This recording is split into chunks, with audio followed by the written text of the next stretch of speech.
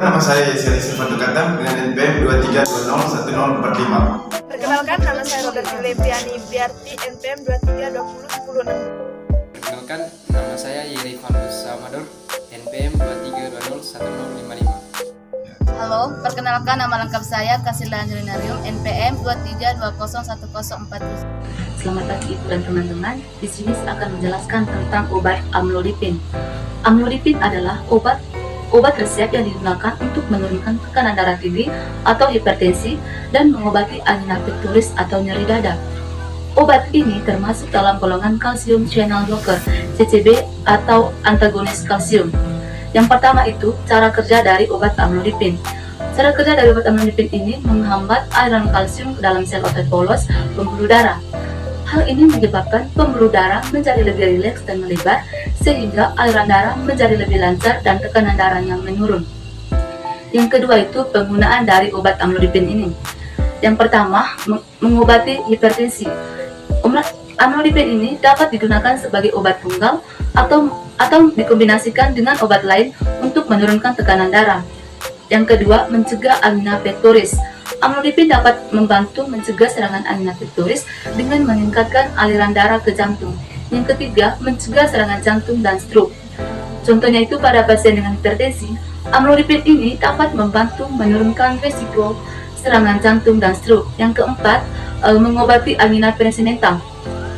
Amlodipin ini dapat membantu meredakan nyeri dada yang disebabkan oleh angina pensimental. Efek samping dari obat amlodipin ini ada dua. Yang pertama itu ada efek sampingnya secara umum yang terjadinya itu di antara lain yang pertama sakit kepala, pusing, mual, kelelahan, kemerahan, dan pembengkakan kaki. Yang kedua efek samping yang lebih serius meskipun jarang terjadi di antara lainnya itu yang pertama serangan jantung, yang kedua stroke, yang ketiga gagal jantung, yang keempat gangguan irama jantung. Baik, kita langsung masuk ke farmakodinamik.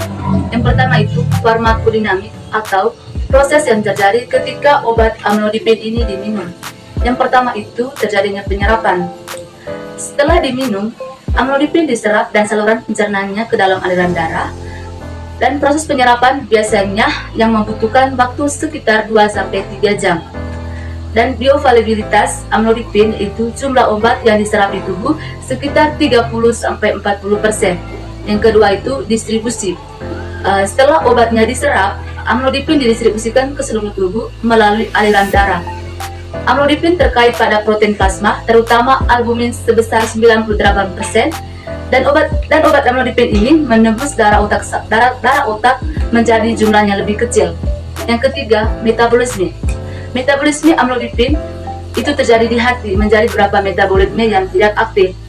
Dan metabolisme utama amlodipin itu melibatkan enzim CYP3A4. Yang keempat, ekskresi.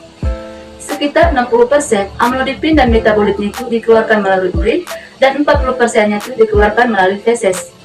Waktu paru eliminasinya itu sekitar 50 jam. Yang berikutnya itu efek farmakologis dari farmakodinamik.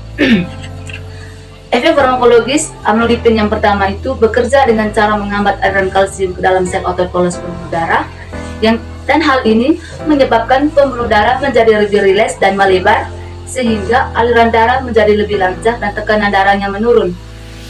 Efek penurunan tekanan darah amlodipin biasanya itu dimulai dari 2-4 jam setelah minum obat, dan puncak efeknya itu terjadi dalam 6-12 jam. Efek amlodipin dapat bertahan hingga 24 jam. Yang keduanya itu faktor yang mempengaruhi proses dari obat amlodipin ini. Yang pertama itu karena usia, contohnya itu pada orang tua. Pada orang tua itu metabolisme amlodipin lebih lambat dan waktu paru eliminasinya itu lebih panjang.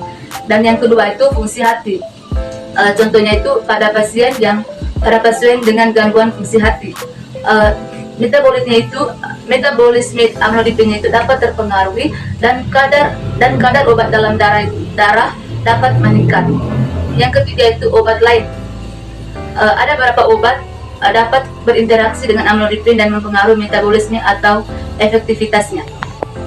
Yang kedua, farmakokinetik atau bagaimana tubuh bereaksi terhadap obat amlodipin. Berikut adalah tentang bagaimana tubuh bereaksi terhadap obat amlodipin.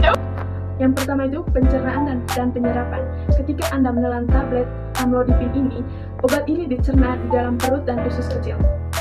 Yang kedua, proses ini membutuhkan waktu sekitar 2-3 jam. Yang ketiga, sekitar 30-40% amlodipin diserap dalam aliran darah. Yang kedua, distribusi. Setelah diserap amlodipin didistribusikan ke seluruh tubuh melalui aliran darah.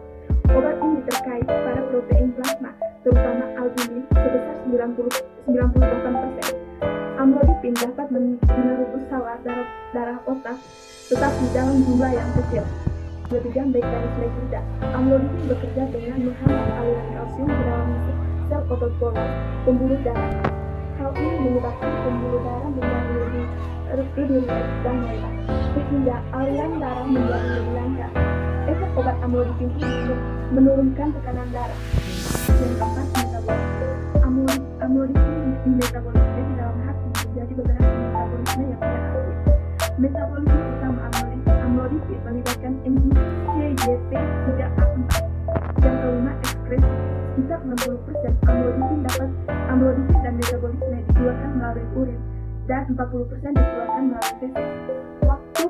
Waktu paru eliminasi amlodipin sekitar 50 jam. Efek yang terlihat dalam obat amlodipin.